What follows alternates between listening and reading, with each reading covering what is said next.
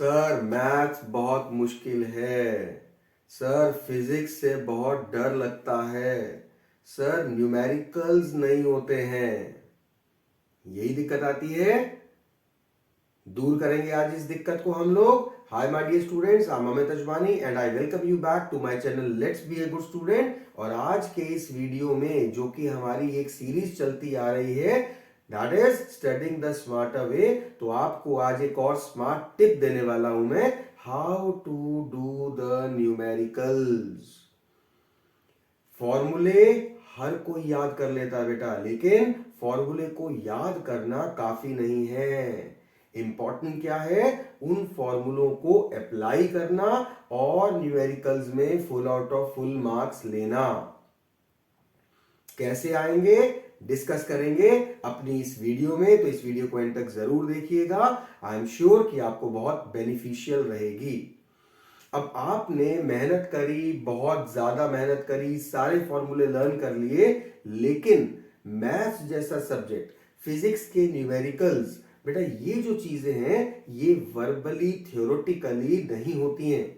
इसके लिए थोड़ा सा कष्ट उठाना पड़ेगा, रिटन प्रैक्टिस करनी पड़ेगी। अब रिटन प्रैक्टिस क्यों करनी पड़ेगी? क्योंकि इससे आपकी कैलकुलेशंस फास्ट होंगी, इससे आपको टाइप ऑफ क्वेश्चंस, किस तरीके से क्वेश्चन में पहले हमें ये निकालना है, उसके बाद इसकी वैल्यू को दूसरे फॉर्मूले में पुट करके आंसर निकलेगा, प्लस कॉन्फिडेंस गेन अप होगा। तो हमेशा न्यूमेरिकल्स को, फिजिक्स में न्यूमेरिकल्स हो, मैथमेटिक्स के क्वेश्चंस हो, इकोनॉमिक्स में न्यूमेरिकल्स हो, केमिस्ट्री के न्यूमेरिकल्स हो, कहीं पे भी न्यूमेरिकल्स जब भी इन्वॉल्व होते हैं, ऑलवेज मेक श्योर कि आप उसको रिटन में प्रैक्टिस करिए। और उसमें भी किस चीज का ध्यान रखना है? 3 में से 3 लाने हैं, 5 में से 5 लाने हैं। वो कब आएंगे? जब आप इन छोटी छोटी चीजों का ध्यान रखेंगे। तो रजिस्टर निकालिए और नोट डाउन कीजिए जो जो चीजें मैं आपको बताने वाला हूं। सबसे पहले आप एक न्यूमेरिकल में क्या करते हैं बेटा? सबसे पहले न्यूमेरिकल में आपने क्वेश्चन पढ़ा, क्वेश्चन की लैंग्वेज को रिलेट करा और उसके बाद आपने लिखा गिवन क्या है। अब जब आप ये गिवन लिखते हैं तो इसमें अनफॉर्चुनेटली कुछ बच्चे ध्यान से, अच्छे से, ठीक तरीके से नहीं लिखते हैं। मैंने देखा बहुत से बच्चों को लिख देंगे given m is equal to this, v is equal to this, u is equal to this, जो जो वैल्यू है वो डाल दिया। लेकिन भैया ये m है क्या, v है क्या, u है क्या, t क्या है, f क्या है, ये सब चीजें कहां मेंशन करी आपने? तो जब भी आज के बाद अब आप न्यूमेरिकल्स करेंगे, उसकी अच्छी रिप्रेजेंटेशन करेंगे। और उसका तरीका क्या है? हमेशा पहले लिखिए गिवन मास, ब्रैकेट में लिखिए m is equal to this much kilogram, v bracket में लिखिए इमेज डिस्टेंस। अब फिजिक्स के अंदर बड़ी अच्छी चीज बच्चों को, ये आप लोग करते आए, आपको पता है कि फिजिक्स के अंदर हम स्मॉल v और स्मॉल u, इसको हम लोग इमेज डिस्टेंस और ऑब्जेक्ट डिस्टेंस भी रिलेट करते हैं ऑप्टिक्स में, और यही हमारी फाइनल वेलोसिटी और इनिशियल वेलोसिटी भी है मोशन में। तो मेंशन तो करिए कि v क्या है, v आप इमेज डिस्टेंस ले रहे हैं या v आपका जो है दैट इज फाइनल वेलोसिटी। तो जो भी वैल्यूज गिवन है उनको पहले आप लिखिए, उसके बाद ब्रैकेट में अल्फाबेटिकल रिप्रेजेंटेशन दीजिए। कारण बेनिफिट क्या होगा इसका कि अब जब आप नीचे फॉर्मूला लिखते हैं v is equal to u plus a t, तो आप ऑलरेडी ऊपर बता चुके हैं कि v क्या था, u क्या था, a क्या था, t क्या था। तो ये पहली चीज आपको ध्यान रखनी है। कभी भी m is equal to this, v is equal to this करके नहीं लिखना है, पूरा पूरा ऊपर पहले मेंशन कीजिए। सेकेंड स्टेप जो आपको बेटा ध्यान रखना है वो क्या करना है कि आज के बाद आप जब भी कोई न्यूमेरिकल करेंगे और गिवन जब आप लिख रहे हैं, हमेशा यूनिट्स पे फोकस कीजिए। ऑलवेज आपकी जो यूनिट्स हैं वो अप्रोप्रिएट होनी चाहिए, क्योंकि अगर आपने यूनिट्स अप्रोप्रिएट नहीं लिखी हैं तो इन दैट केस आपका पूरा आगे सारा क्वेश्चन गलत होने वाला है। मास ग्राम में गिवन है, ऐसा यूनिट किलोग्राम में कन्वर्ट कीजिए। टाइम आवर में गिवन है, ऐसा यूनिट सेकंड में कन्वर्ट कीजिए। जिस भी फॉर्मूले में आप जिस भी चीज को डाल रहे हैं उस हिसाब से उसकी यूनिट्स रिलेटेड होनी चाहिए। ये सेकंड स्टेप आपको ध्यान रखना है। थर्ड स्टेप आपको जो ध्यान रखना है दैट इज, आज के बाद जब भी कोई फॉर्मूला आप लिखेंगे, ऑलवेज मेक श्योर ब्रैकेट में उसके आगे स्पेसिफाई करिए ये फॉर्मूला आया कहां से। आज के बाद आप लिखेंगे v is equal to u plus a t, तो ब्रैकेट में लिखिए फर्स्ट इक्वेशन ऑफ मोशन।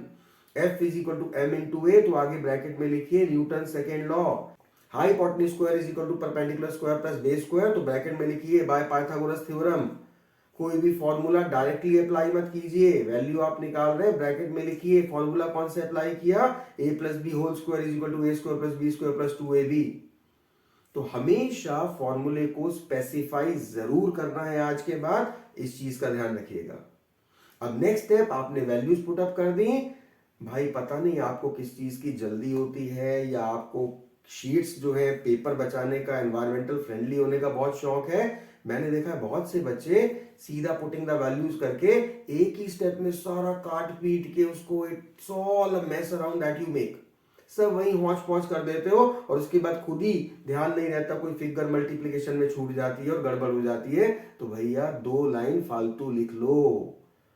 पहले आपने वैल्यूज पुट अप करी, उसके बाद अगले स्टेप के अंदर उसको थोड़ा सा सिंप्लीफाई करो, उसके अगले स्टेप में जो काटना पीटना है वो काटो पीटो, स्टेप बाय स्टेप उसको करते हुए चलो। पहले वैल्यूज काट लो या 10 की पावर्स काट लो, जो भी प्लस माइनस में दे रखी हैं ऊपर नीचे, डेसिमल्स हटा दो, साफ सुथरा काम करो, ताकि जब आप कैलकुलेशन करके हटो तो आपको कहीं खुद को कहीं कंफ्यूजन ना हो और आपकी कैलकुलेशन एरर ना हो। और उसके बाद last but not the least, जो भी आपका आंसर आए उसकी यूनिट जरूर लिखिए। अगर आप ये यूनिट नहीं लिखते हैं तो आधा नंबर तो आपका वैसे ही खत्म हो जाएगा। तो ये तरीका होता है न्यूमेरिकल्स को प्रेजेंट करने का। अब जितना ज्यादा प्रैक्टिस करेंगे उतना आपके लिए बेटर है, क्योंकि उससे आप ये सीखेंगे।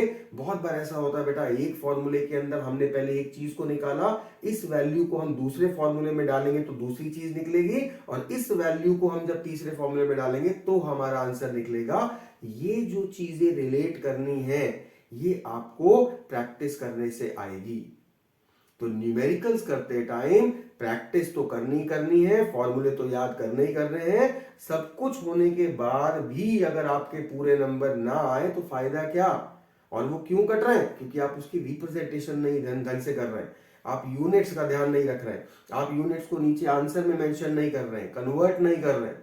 तो ये छोटी छोटी चीजों का अगर आप ध्यान रखेंगे, आई एम श्योर कि आपकी जो मेहनत फॉर्मूलेज लर्न करने में या उन न्यूमेरिकल्स को, एग्जांपल्स को प्रैक्टिस करने में आपने करी थी, अब उसका पूरा रिवॉर्ड आपको मिलेगा by way of full out of full marks.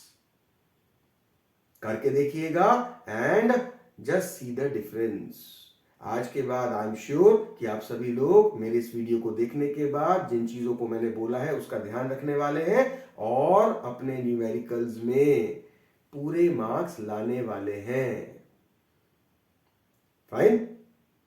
सो मिलते हैं नेक्स्ट वीडियो में, जिसमें मैं आपको किसी और टॉपिक के किसी और चीज को करने का सही तरीका या अच्छा तरीका बताऊंगा। तब तक खूब मेहनत कीजिए, पढ़ते रहिए। Take care of yourself. Bye everyone.